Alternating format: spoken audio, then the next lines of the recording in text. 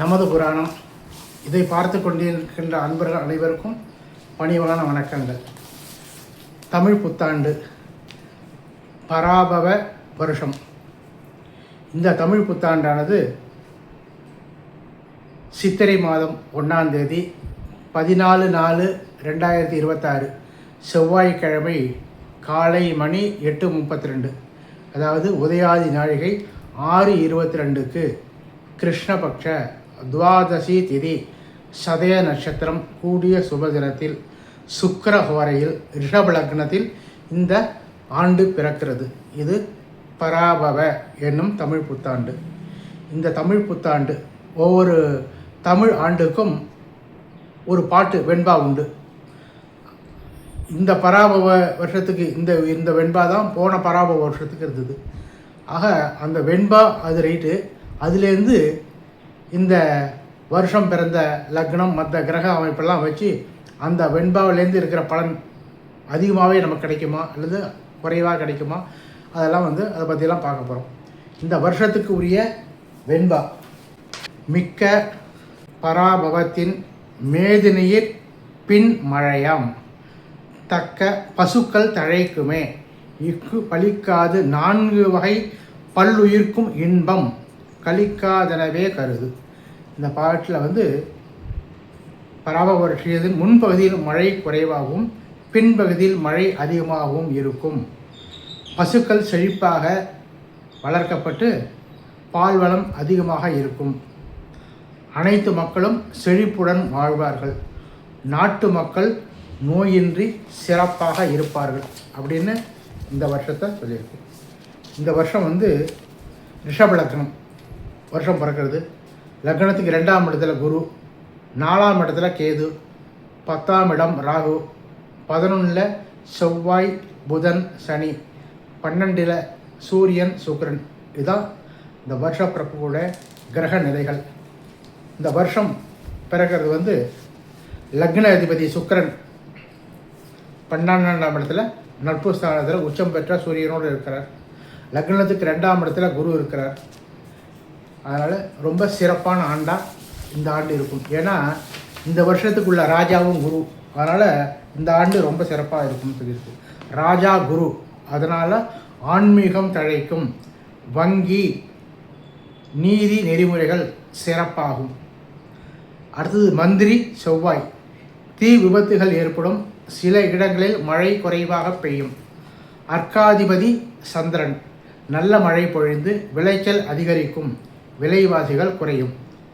சஸ்யாதிபதி சுக்கிரன். புஷ்பங்கள் அதிகமாக விளையும். வாசனை வஸ்துக்கள் அதிகரிக்கும். சேனாதிபதி சந்திரன். பெண்கள் பல துறைகளிலும் ஆதிக்கம் செலுத்துவார்கள். மக்கள் சுகமாக வாழ்வார்கள். ரசாதிபதி சூரியன். நூதனமான எண்ணெய் உற்பத்தி. எண்ணெய் உற்பத்தி அதிகமாவதால் விலை குறையும். தானியாதிபதி புதன் பலன். மழை புயல் சேதங்களால் தானிய உற்பத்தி குறையும். மேகாதிபதி சந்திரன். காலத்தில் மழை பொழிந்து நீர்நிலைகள் நிரம்பும். விவசாயம் செழிக்கும். நிரசாதிபதி சுக்கிரன். திடப்பொருட்கள் உற்பத்தி அதிகரிக்கும். பட்டு ஜவுளி உற்பத்தி அதிகமாகும். ஆக பொதுவாகவே கிரகங்களுக்கு எல்லாமே நல்ல இதெல்லாம் கொடுத்துருக்கு. அதனால் ராஜா குருவாக இருக்கிறதுனால ரொம்ப சிறப்பாகவே இருக்கும்னு சொல்லியிருக்கு. அதுக்கு லக்னத்துக்கு 2ஆம் இடத்துல குரு பகவான் மிதுன ராசியில் இருக்கார்.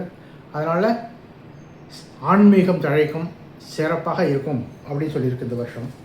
இந்த வருஷத்தில் 1க்கு 6 சுக்கிரன் மேஷராசியில் நட்பு பெற்று உச்சம் பெற்ற சூரியனோடு இருக்கார். அவர் தான் சஸ்யாதிபதி நிரசாதிபதி. அதனால் ரொம்ப சிறப்பாக இருக்கும்னு சொல்லியிருக்கு. சூரியன் தான் ரசாதிபதி. அதனால் நாடு மிகப்பெரிய வளர்ச்சி அடையும் அப்படின்னு சொல்லியிருக்கு. இந்த வருஷத்தில் இந்த கிரக பெயர்ச்சியெல்லாம் இந்த குரு பெயர்ச்சி. இந்த குரு 26/5/2026 வைகாசி மாதம் 12ஆம் தேதி மிதுன ராசியிலேருந்து கடக ராசிக்கு குரு பெயர்ச்சி ஆகிறார்.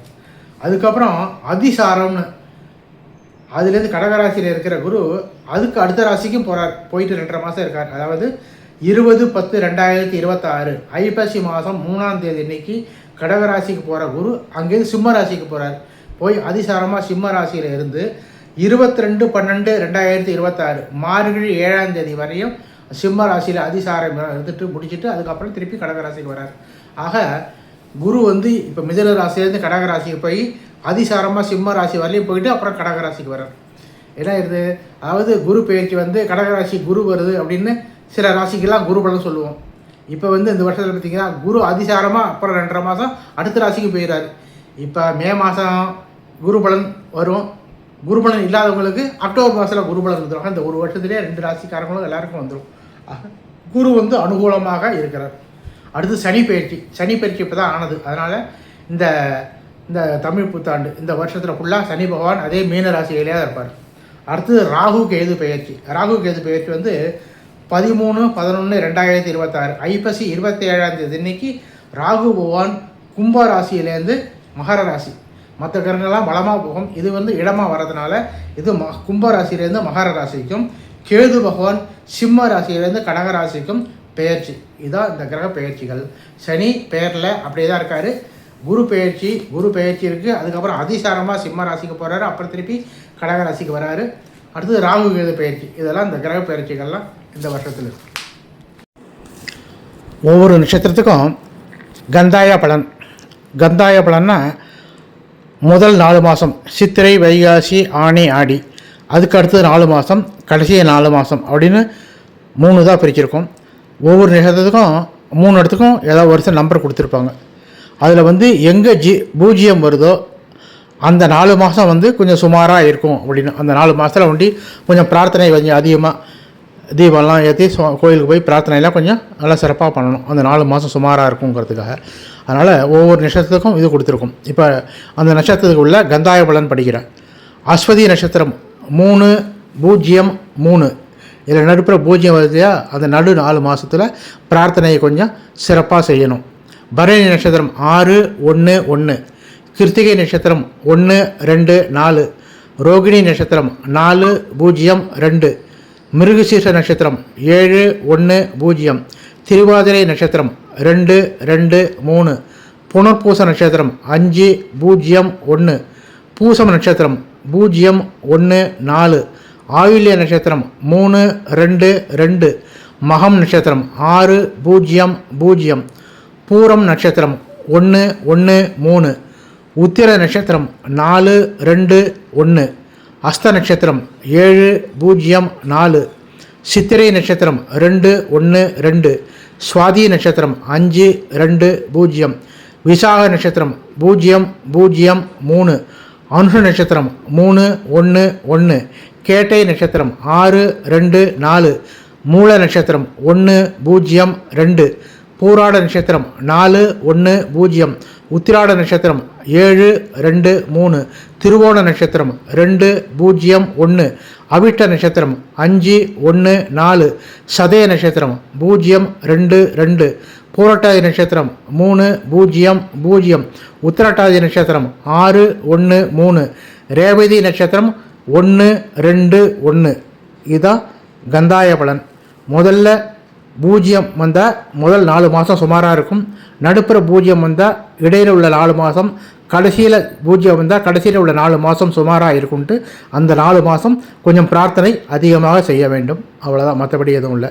அதுக்கப்புறம் ஒவ்வொரு நட்சத்திரத்துக்கு உள்ள ஆதாய விரயம், அந்தந்த ராசிக்கு ஆதாயம் எவ்வளவு விரயம் எவ்வளவுன்னு கொடுத்துருக்கோம். அதை பார்த்து கொஞ்சம் அதுக்கு தகுந்த மாதிரி அனுசரித்து நம்ம இது பண்ணிக்கணும். மேஷராசி விருச்சிக ராசி ஆதாயம் 11 விரயம் 5, விரயம் கம்மியாக தான் இருக்குது. ரிஷபராசி துளாராசி ஆதாயம் 5 விரயம் 14, விரயம் 14 அதிகமாக இருக்குது இல்லையா, அது கொஞ்சம் கவனிச்சுக்கணும் இல்லையா. மிதுன ராசி கன்னியா ராசி ஆதாயம் 8 விரயம் 11, கடகராசி ஆதாயம் 8 விரயம் 2, சிம்ம ராசி ஆதாயம் 5 விரயம் 5, தனுசு ராசி மீன ராசி ஆதாயம் 14 விரயம் 11, மகர ராசி கும்பராசி ஆதாயம் 2 விரயம் 8. இதுதான் ஒவ்வொரு ராசிக்குள்ள ஆதாய விரயம்.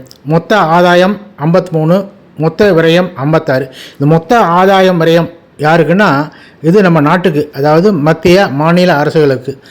அதாவது ஆதாயத்தை விட விரயம் 3 அதிகமாக இருக்கிறதுனால செலவுகள்லாம் அதிகமாக இருக்கும், நிதி நெருக்கடி இருக்கும். அதாவது எல்லா நலத்திட்டங்களையும் சரியாக செயல்படுத்த முடியாமல் இருக்கும்.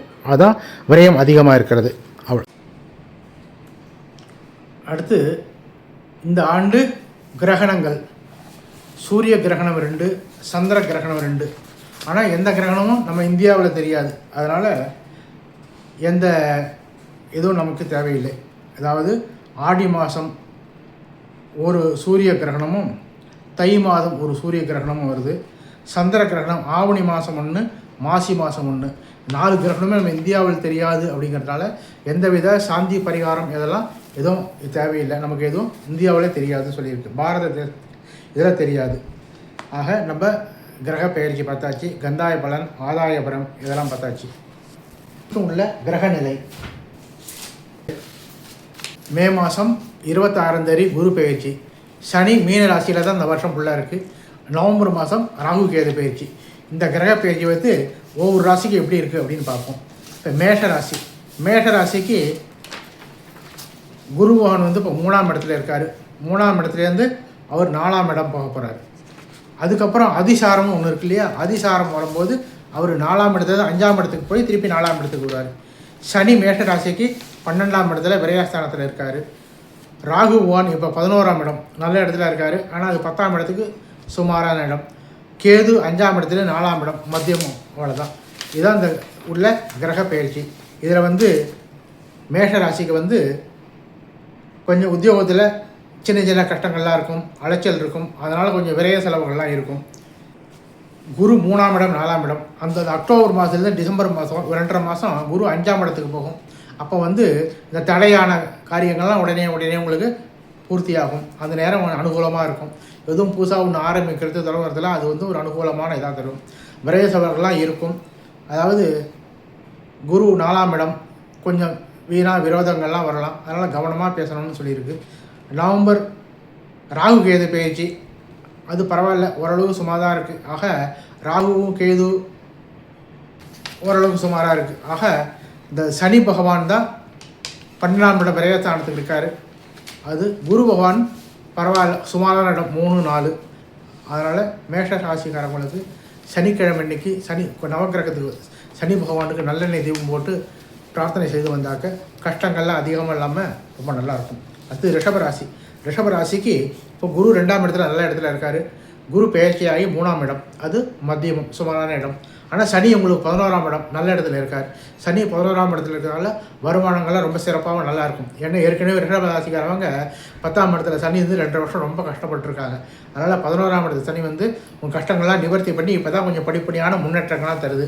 குரு 2ஆம் இடத்துல எதில் வந்தாரா ரொம்ப அனுகூலம் சிறப்பாகவே இருக்குது. குரு 3ஆம் இடம் போகிறதா ஒன்றும் பெரிய பிரச்சனைலாம் ஒன்றும் இல்லை, அப்படியே இருக்கும். ஏன்டா சனி 11 இருக்கிறதுனால வருமானம் எந்த பிரச்சனையும் இல்லை, வருமானம் தடை இல்லாமல் வந்துட்டு இருக்கும். அடுத்தது ராகு வந்து பெரிய பிரச்சனை இல்லை, 10, கேது 4. இதெல்லாம் வந்து அதிக கஷ்டங்கள் தராது. ஏன்னா சனி பகவான் நல்ல இடத்துல இருக்கிறதுனால அந்த அனுகூல பலன் சிறப்பான பலனை தரும். அதனால் எந்த இதுவும் இல்லை. ராகு 9ஆம் இடமும் கேது 3ஆம் இடமும் ஏன்னா சிறப்பான இடத்துக்கு தான் வர்றார். சனி ராகு கேது எல்லாம் அனுகூலமான இடத்துல இருக்கும். கேது மத்தியமான இடம். ஆக ரிஷபராசிக்கு எல்லாமே சிறப்பாகவே இருக்குது இந்த வருஷம் சொல்லணும். அடுத்தது மிதுன ராசிக்கு வந்து குரு இப்போ ஜென்ம குரு நடந்துருக்கு. 2ஆம் இடத்துக்கு போகிறார். அனுகூலம் சிறப்பான இடம். 2ஆம் இடத்துக்கு குரு போகிறது தடைகள்லாம் கிட்டன்னு முடிஞ்சு எடுத்த காரியங்கள்லாம் முடியும். தடைப்பட்ட காரியங்கள்லாம் கைகூடி வரும், நல்லாயிருக்கும். ஆனால் சனி மட்டும் 10ஆம் இடம் பதவி உத்தியோகம் ஸ்தானம் அந்த இடத்துல சனி இருக்குது. வேலையில் கொஞ்சம் கஷ்டம் இருக்கும். வேலை மாற்றமோ வேலை போல் அதிகமாக இருக்கிறதோ வேலையில் சிறு கஷ்டங்கள்லாம் இருக்கும். அது இருந்தாலும் ஓரளவுக்கு கொஞ்சம் குரு வந்து 2ஆம் இடத்துக்கு போகிறதுனால அந்த கஷ்டம்லாம் தெரியாமல் கொஞ்சம் அனுகூலமாக நம்ம நினைக்கிறதெல்லாம் உடனே நடக்கும். காரியத்தில் முடிக்க முடியும். அதனால் அந்த கஷ்டம் அதிகமாக தெரியாமல் கொஞ்சம் இதாக இருக்கும். ஏன்னா 2 கிரகமும் சரியில்லாதான் ரொம்ப இதாக இருக்கும். குரு அனுகூலமாக இருக்குது, சனி கஷ்டமாக இருந்ததுன்னா அந்த கஷ்டம் அதிகமாக தெரியறதில்ல, ஓரளவுக்கு நன்மையாகவே இருக்கும். அடுத்தது ராகு வந்து 9ஆம் இடத்துலேருந்து 8ஆம் இடம், கேது 3ஆம் இடத்துல 2ஆம் இடம். அதுவும் சுமாரான இடத்துக்கு தான் போக. ராகு கேது கொஞ்சம் சுமாரான இடத்துல இருக்கும். அடுத்து சனி சுமாரான இடத்துல இருக்குது. அதனால் மிதுன ராசிக்கு குரு மட்டும் அனுகூலமாக இருக்குது. அதனால் கஷ்டம் தெரியாமல் அவர் தான் குரு பகவான் தான் பார்த்துக்கிறார். சனி பகவானுக்காக தீபம் போட்டு ராகு கேதுக்காக பரிகாரம் பண்ணினதாக பெரிய அளவில் எந்த இதுவும் இருக்காது, நன்மையாகவே இருக்கும். அடுத்தது கடகராசி. கடகராசிக்கு இப்போ வந்து ராசிக்கு குரு வரார், ஜென்மகுரு. ஜென்மகுரு வந்து கடகராசி உச்சத்தில் வரதுனால அவங்களுக்கு வந்து ஜென்மகுரு ஒன்றும் பிரச்சனை இல்லை. ஏற்கனவே அஷ்டமத்து சனி இருந்து அதெல்லாம் நிவர்த்தியாக இப்போ தான் 9ஆம் இடத்து சனி வந்து கொஞ்சம் ரிலீஃப் ஆகியிருக்காங்க. அவங்களுடைய ஆரோக்கிய வகையில் இருந்த செலவுகள்லாம் இப்போ தான் கொஞ்சம் கொஞ்சம் கம்மியாகி கொஞ்சம் அனுகூலமாக இருக்கும். நிறையா செலவுகள்லாம் பார்த்துருப்பாங்க.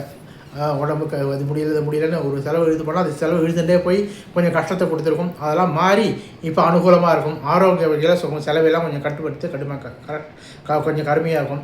ராகு வந்து 8லேருந்து 7ஆம் இடம், கேது 2லேருந்து 1. ராகு கேது வந்து அனுகூலமாக இல்லை, ஏற்கனவே இருக்கிறபடி தான் இருக்கார், ஒன்றும் பிரச்சனை இல்லை. இதெல்லாம் சனி அஷ்டமத்திலேருந்து போச்சு, அது வந்து ஒரு அனுகூலமான இது. உங்கள் ஆரோக்கிய வகையில் கொஞ்சம் முன்னேற்றம், வைத்திய செலவுலாம் கொஞ்சம் குறைச்சிருக்கும், கொஞ்சம் ரிலீஃப், நிம்மதி தரும். அதனால் அதை பற்றும் கடகராசிக்கு ரொம்ப சிறப்பானது.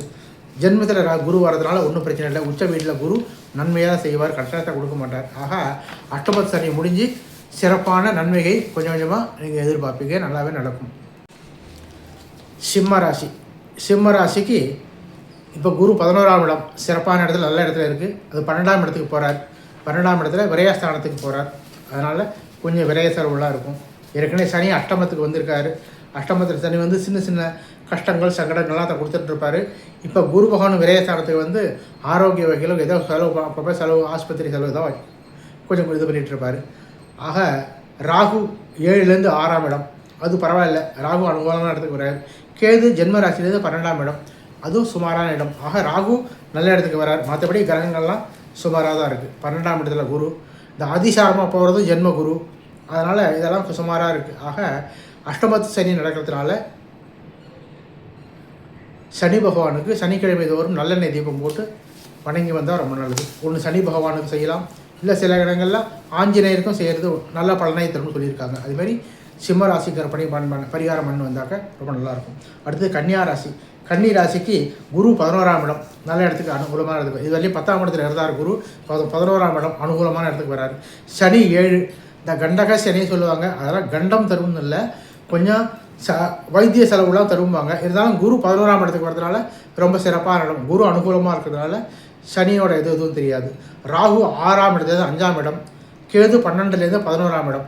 கேது அனுகூலமான இடத்துக்கு வராது, நல்லா இருக்குது, ஒன்றும் பிரச்சனை இல்லை. ராகு சுமாரான இடம், பரவாயில்ல. சனி சுமாரான இடம். ஆக குரு வந்து ரொம்ப அனுகூலமான இடத்துல இருக்கார், 11ஆம் இடத்துல. குரு சிறப்பாக இருக்கிறதுனால கொஞ்சம் சிறப்பான நன்மைகள்லாம் உண்டாகும். இதை வேலையில் இருந்த சின்ன சின்ன பிரச்சனைகள்லாம் மாறும், வேலையில் மாற்றம் வரும், உத்தியோகத்தில் உயர்வு இதெல்லாம் கிடைக்கும். 11ஆம் இடத்துல குரு வந்து சிறப்பான நன்மையை செய்வார்கள். இந்த குரு வந்து 3, 5, 7ஆம் இட பார்வை பண்ணுறதுனால நல்லா இருக்குது. புத்திர சந்தான வகையில் புத்திரர்கள் எதிர்பார்க்குறவங்களுக்கு புத்திர சந்தானம் கிடைக்கும். 7ஆம் இடத்தை குரு பார்க்குறாரு, கடகராசி வந்து 7ஆம் இடத்தை குரு பார்க்குறாரு. அதனால் அது என்ன ஆகும்னா விவாக காரியம், திருமண காரியத்தெல்லாம் நடத்தி கொடுப்பார், ரொம்ப சிறப்பாக அமைஞ்சிரும். திருமண தடை தாமதெல்லாம் இதாகும். தொழில் வியாபாரம் இதெல்லாம் இதுவரையிலும் இருந்த மந்த நிலையிலே மாறி ஒரு முன்னேற்றம் தெரியும். வியாபார தொழிலாக கொஞ்சம் முன்னேற்றமான சிறப்பாகவே நடக்கும்னு சொல்லணும். ஆக கன்னி ராசி நல்லாவே இருக்குது. அடுத்து துலாம் ராசி. துலாம் ராசிக்கு குரு 9ஆம் இடத்துலேருந்து 10ஆம் இடம், இது வரையிலும் சிறப்பான இடத்துல 9ஆம் இடத்துல குரு இருந்தால் குரு 10ஆம் இடத்துக்கு போகிறாரு. சனி 6ஆம் இடத்துல அனுகூலமான இடத்துக்கு வந்திருக்கு. அதனால் சனி 6ஆம் இடம் பொருளாதார வகையில் நல்லாயிருக்கும், வருமானங்கள்லாம் நல்லா வந்துட்டுருக்கும், சிறப்பான இருக்கும். அதனால் குரு 10ஆம் இடத்துக்கு வர்றது வந்து பெரிய கஷ்டமாக தெரியாது. 10ஆம் இடத்துல குரு வரதுனால வேலையில் கொஞ்சம் கஷ்டம் அதிகமாக இருக்கும்னு சொல்லுவாங்க. 2, 3 வேலையை சேர்த்து பார்க்குற மாதிரியோ, இல்லை வேறு இடத்துக்கு போய் அதனால் கொஞ்சம் அலைச்சல் அதிகமாகவோ, இல்லை நமக்கு கீழே வேலை செய்கிறவங்க நம்ம சொல்கிறது சரியாக இது பண்ணாமல் அதுவே நம்ம கொஞ்சம் சின்ன எரிச்சலும் கஷ்டத்தை கொடுக்கலாம், இப்படி தான் இருக்கும். மற்றபடி வருமானத்தில் எந்த பிரச்சனையும் இருக்காது, வருமானம் சிறப்பாகவே நடந்துட்டுருக்கும். அதனால் குரு 10ஆம் இடங்கிறது பெரிய பிரச்சனை இல்லை. அதுக்கப்புறம் அதிசாரமாக போகிறாரு குரு 11ஆம் இடத்துக்கு, அது 2.5 மாதம், அது ரொம்ப சூப்பராக அனுகூலமான கொடுப்பார். அப்புறம் ராகு 5ஆம் இடத்துல 4ஆம் இடம், கேது 11லேருந்து 10ஆம் இடம். ராகு கேது வந்து சுமாரான இடத்துக்கு தான் வராரு. அதனால் கொஞ்சம் பார்த்து கவனமாக பேசணும். வீணா விரோதங்கள்லாம் வரும், அதெல்லாம் பார்த்து எச்சரிக்கையாக பேசணும். யாருக்கும் ஜாமீன் அதெல்லாம் கொடுக்காமல் ஓரளவுக்கு இதாக இருக்கணும், அதுதான். மற்றபடி இந்த தடையான காரியெல்லாம் இந்த அக்டோபர்லேருந்து டிசம்பர் வரலையும் இந்த அதிசாரமாக போகிற குரு உங்களுக்கு நடத்தி கொடுத்துருவார். அதனால் துளாராசிக்கு வந்து ஆரம்பத்தில் கொஞ்சம் சுமாராக தெரியும், மத்தியமம் கொஞ்சம் நல்லா இருக்கும், பின்னாடி கொஞ்சம் சுமாராக இருக்கும். ஆக துலாம் ராசி நல்லது. அடுத்தது விருச்சிக ராசி. விருச்சிக ராசிக்கு இது வரலையும் அஷ்டமத்தில் இருந்த குரு 9ஆம் இடத்துக்கு வரப்போகிறார். ஏற்கனவே சனி அர்த்தாஷ்டமத்திலேருந்து 5ஆம் இடத்துக்கு போயிட்டார். சனி 5ஆம் இடத்துக்கு போய் நல்ல இடத்துக்கு வந்தார். குரு 4ஆம் இடத்துல இருந்து குரு வந்து இப்போ சிறப்பான அஷ்டமத்திலேருந்து மாறி 9ஆம் இடத்துக்கு வரப்போகிறார். ஆக ரொம்ப சூப்பரான நேரம் சொல்லணும். ஏன்னா 2 வருஷமாக ரொம்ப கஷ்டப்பட்டு இருந்தாங்க வேலையிலையோ இதுலையோ. என்ன தான் வேலை செஞ்சாலும் நமக்கு மேலே இருக்கிறவங்களுக்கு நம்ம செய்கிற வேலை தெரியுதில்ல அப்படிங்கிற மாதிரி நம்ம மனசில் போட்டு குழப்பின்னு இருந்திருப்பீங்க. அதனால் இப்போ அதெல்லாம் மாறிடும். உங்களுடைய நீங்கள் செஞ்ச வேலைக்கு அதுக்கு உள்ள வெகுமானம் சன்மானம்லாம் இப்போ கிடைக்க வேண்டிய நேரம். அதனால் சனி அர்த்தாஷ்டமத்திலேருந்து மாறி 5ஆம் இடத்துக்கு வந்தாச்சு. குரு அஷ்டமத்திலேருந்து மாறி 9ஆம் இடத்துக்கு போகிறார். அனுகூலமான இடத்துக்கு வரார் குரு. சிறப்பான முன்னேற்றம், புதிய நட்புகள்லாம் கிடைக்கும், புதிய மனிதர்கள்லாம் சந்திப்பீங்க. அதனால் உங்களுக்கு பெரிய ஆதாயம் கிடைக்கும், ரொம்ப நல்லாவே இருக்கும். அது மட்டும் இல்லை, ராகு கேது சிறப்பான இடத்துக்கு வரார். ராகு 4ஆம் இடத்துலேருந்து 3ஆம் இடம் நல்ல இடத்துக்கு போகிறார். கேது 10ஆம் இடத்துலேருந்து 9ஆம் இடம், அதுவும் அனுகூலமான இடம். ஆக இந்த குரு ராகு கேது எல்லாமே ரொம்ப சிறப்பான இடம். சனி ஓரளவுக்கு சிறப்பான இடம். ஆக எல்லா கிரகமும் அனுகூலமாக இருக்கிறதுனால விருச்சிக ராசிக்கு ரொம்ப 2 வருஷமாக பட்ட கஷ்டத்துக்கெல்லாம் இப்போ ரிலீஃப், ஓரளவுக்கு சிறப்பான முன்னேற்றம் தரும் காலம்னு சொல்லணும். ஆக விருச்சிக ராசிக்காரர்களுக்கு சிறப்பான காலம். அடுத்து தனுசு ராசிக்கு இப்போ குரு 7ஆம் இடத்துல அனுகூலமான இடத்துல இருக்குது. அவர் 7ஆம் இடத்துலேருந்து 8ஆம் இடம் அஷ்டமத்துக்கு போகிறார். அஷ்டமத்துக்கு போகிறது கொஞ்சம் சுமாரான இதுதான். அடுத்தது மகர ராசிக்கு ஏற்கனவே சனி அருமனையாக 3ஆம் இடத்துக்கு நல்ல சிறப்பாக இருக்கார். 7.5 சனியை முடிஞ்சு 3ஆம் இடத்துக்கு சனி கொஞ்சம் முன்னேற்றமான நேரம். அடுத்தது குரு இப்போ 7ஆம் இடத்துக்கு வரார். ரொம்ப சிறப்பான இடத்துக்கு வரார். ஏற்கனவே சனி நல்ல இடத்துக்கு வந்தாச்சு, குரு நல்ல இடத்துக்கு வரார். ஆக சனி குரு சிறப்பாக இருக்கிறதுனால இந்த மகர ராசிக்கு ரொம்ப சிறப்பான நேரம்னு சொல்லணும். மகர ராசிக்கு இந்த 7ஆம் இடத்துக்கு குரு வர்றது ரொம்ப நாளாக கல்யாணம் திருமணம் நடக்காமல் ரொம்ப வருஷமாக தடைப்பட்டவங்களுக்கெல்லாம் இப்போ அந்த கைகூடி வந்துடும். ஏன்னா 7ஆம் இடத்துல குரு, அதனால் அவர் கைகூடி கொடுப்பார், சிறப்பான பலனை கொடுப்பார். 3ஆம் இடத்துல இருக்கிற சனி வருமானத்தை நம்ம சிறப்பாக இது பண்ணி கொடுப்பார். 2-3 வருஷமாக எவ்வளோவெல்லாம் கஷ்டப்பட்டீங்களோ அந்த கஷ்டங்கள்லாம் மாறி சிறப்பான முன்னேற்றத்தை தருவாங்க. படிப்படியான முன்னேற்றம், வியாபாரம், தொழில் எல்லாம் ரொம்ப சிறப்பாகவே இருக்கும். ஆக மகர ராசிக்கு ஜென்மத்தில் ராகும் 7 கேது இருக்கும், அது மட்டும்தான் சுமாராக இருக்கும். மற்றபடி சனி குருலாம் ரொம்ப சிறப்பாக இருக்கிறதுனால ராகு கேதுவால் எந்த பிரச்சனையும் தெரியாது. ஏன்னா கணவன் மக்களோட சின்ன சலசலப்பு இருந்தாலும் வருமானம் நிறையா வரும். குரு நல்லா இருக்குது, எந்தெந்த நம்ம நடக்கணுமா டக்குன்னு உடனே முடியும். அப்படி இருக்கும்போது எந்த பிரச்சனையும் எதுவும் அதிகமாக தெரியாது. ஆக மகர ராசிக்கு ரொம்ப சிறப்பான காலம்னு சொல்லணும். அடுத்து கும்பராசிக்கு குரு பகவான் சனி ஜென்மத்திலேருந்து 2ஆம் இடத்துக்கு போயாச்சு. 5 வருஷமாக சனி கஷ்டத்தை கொடுத்துட்டு இருந்தது. விரயஸ்தானத்தில் இருந்து 2.5 வருஷமும், அதுக்கப்புறம் இப்போ முடிஞ்ச 2.5 வருஷம் என்னாச்சுன்னா வைத்திய செலவு அதெல்லாம் கொடுத்து ரொம்ப இது பண்ணியிருந்தது. குரு 5ஆம் இடத்துல இருந்து ஒரு 7-8 மாதமாக 5ஆம் இடத்துல குரு கொஞ்சம் கஷ்டத்தை குறைச்சிட்டு ஓரளவுக்கு அனுகூலமாக இருந்தது. இப்போ குரு 6ஆம் இடத்துக்கு போகிறார். 6ஆம் இடங்கிறது கொஞ்சம் சுமாரான இடம்தான். இருந்தாலும் சனி 2ஆம் இடம் அந்த ஜென்மத்திலேருந்து போயிடுச்சு. அதனால் கொஞ்சம் ஓரளவுக்கு இதுவரையும் இருந்த கஷ்டங்கள்லாம் ஒரு 75% குறைஞ்சிருக்கும். ஒன்றும் பிரச்சனை இல்லை, ஓரளவுக்கு அனுகூலம்னு சொல்லணும். அதனால் கும்பராசிக்கு சனி கடைசி 2.5 வருஷங்கிறதுனால சனி பகவானுக்காக சனிக்கிழமை தோறும் தீபம் போட்டு வந்தாக்க ஓரளவுக்கு அனுகூலமாக இருக்கும். ராகு 2ஆம் இடத்துலேருந்து 12ஆம் இடம், கேது 1ஆம் இடத்துலேருந்து 6ஆம் இடம். கேது அனுகூலமாக தான் இருக்குது, ஒன்றும் பிரச்சனை இல்லை. மற்றபடி இந்த சனி 2ஆம் இடத்துல இருக்கிறது ஏற்கனவே இருந்த கஷ்டத்தை விட கொஞ்சம் குறைவு தான். குரு 5ஆம் இடம் அனுகூலமாக இருந்தார் இது வரலையும். அவர் 6ஆம் இடம் கொஞ்சம் சுமாராக இருக்குது. இந்த அதிசாரம்னு அக்டோபர்லேருந்து டிசம்பர் வரலையும் அதிசாரம் 7ஆம் இடத்துக்கு போவார். அப்போ கொஞ்சம் சிறப்பான நன்மையை கொடுப்பார். அப்போ இந்த தேங்கி இருந்த கொஞ்சம் பெண்டிங்காக இருந்த வேலையெல்லாம் முடிச்சு கொடுத்துருவார் குரு. அருமையான நல்லா இதெல்லாம் பண்ணி கொடுத்துருவார். ஆக கும்பராசிக்கு இதுவரையும் இருந்த கஷ்டம்லாம் ஓரளவுக்கு குறைஞ்சி இதாக வரும், கொஞ்சம் பரவாயில்லை மத்தியமாகவும் தோணும். அடுத்தது மீனராசிக்கு இப்போ ஜென்மத்தில் சனி இருந்து 4ஆம் இடத்துலேயும் குரு, அதனால் கொஞ்சம் விரைய செலவுலாம் அதிகமாக இருந்திருக்கும். ஜென்ம சனி இப்போ ஆரம்பித்த உடனே கொஞ்சம் வைத்திய செலவுலாம் சேர்ந்து வந்திருக்கும். ஆக வைத்திய செலவு விரைய செலவுலாம் சேர்ந்த மாதிரி வந்திருக்கும். நம்ம ஏதோ ஒன்று போடுவோம், அங்கே செலவு கொஞ்சம் இழுத்துன்னு போயிடும், இப்படிலாம் இருந்திருக்கும். இப்போ குரு மாறி 5ஆம் இடத்துக்கு வரப்போகிறார். 5ஆம் இடத்துக்கு குரு சிறப்பான நல்ல பலனைலாம் கொடுக்க போகிறார். 5ஆம் இடத்துக்கு குரு வரதுனால அவர் பார்வை பண்ணும் இடங்கள்லாம் வச்சு ரொம்ப சிறப்பான நன்மையெல்லாம் தரும்.